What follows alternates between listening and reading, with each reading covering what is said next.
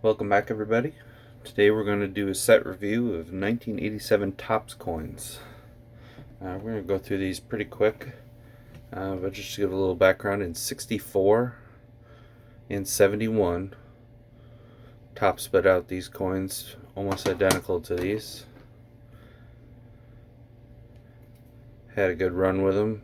They're still pretty popular today. They decided to bring it back in 87. In 87, the set was 48 coins. You got them in packs of 3 with a stick of gum. The set had a success rate, so they did it in 88, 89, and 90. 88 through 90 were sets of 60, so they expanded the set a little bit from the 87 set. But as far as more recent stuff, the 87 one is definitely the classic one that everyone tries to push for. Loaded with Hall of Famers. If you're not familiar with grading pins and coins, you do it just like slabs. Costs the same. So obviously right now, it doesn't make any sense to do that sort of thing unless you have some of the older stuff. This newer stuff was, for a while there, a dime a dozen. You can still pick up the raw stuff pretty cheap. They tend to rust pretty easily. You scratch, the image chips. So finding them in good condition is actually pretty tough. This set, I think, is, last time I checked, number 2 on the registry. I've had it for several years, so I think it's about time to either break it up or pass the whole set on to somebody else.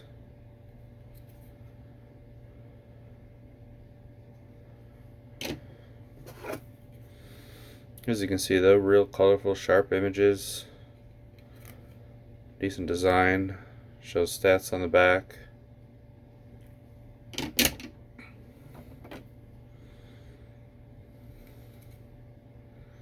Almost everybody in this set was known, so they did a pretty good job of picking out the players for the 48 coin set.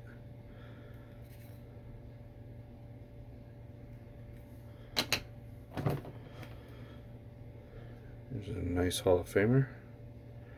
Reggie Jackson, Mr. October.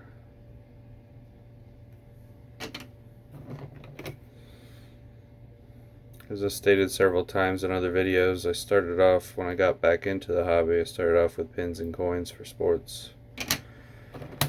It allowed me to reacclimate myself back into the hobby first without having to do 50 million card sets at the same time. Just focused on the pins and coins. There's only a few dozen sets. Got me used to the hobby back again. Since then, obviously, I've been back into cards, and I'm putting together some card sets. I haven't done any set reviews on a full card set yet, but you gotta remember, especially in like baseball, the sets are heck 700-800 coin or 700-800 cards. That's a lot of grading. Right now, it's just not feasible with the grading fees. These pin sets, though, 48 this set, not too bad. Picked up a few of them just randomly on eBay. The rest of them I graded myself.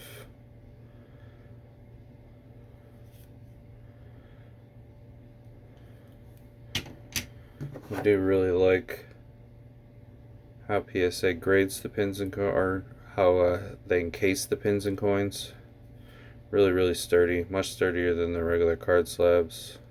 You can see by the color of the stack that some of them are in the newer slab and some of them are in the older slab.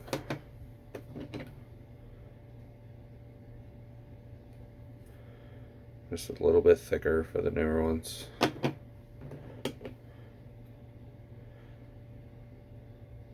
You see a bigger difference with other sets where they went from the thinner one to the real thick. Some of the pins, some of the I know in the Sitco set review that I did before, some of them were considerably thicker. But these coins aren't super thick to begin with, so none of these slabs up are pretty, none of them are really thick. Very sturdy though.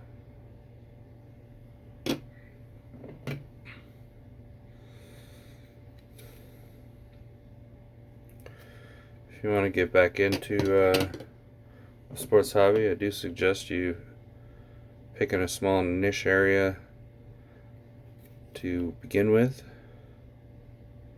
Like I said, for me it was the pins and coins, but it doesn't necessarily have to be. Pick a set that you like, pick a sport that you like, pick a player that you like. And then expand out from there. There's Tony Gwynn, PSA 10.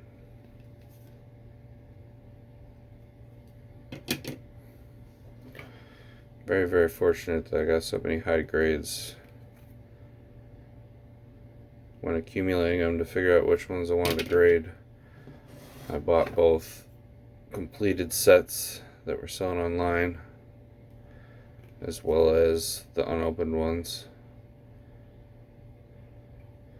I seem to have more success though with the sets that were already put together.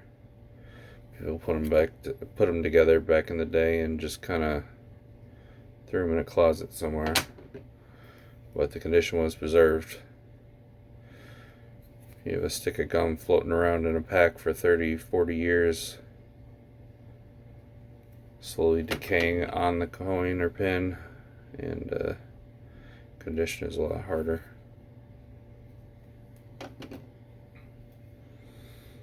One of my favorite players of the set, Nolan Ryan.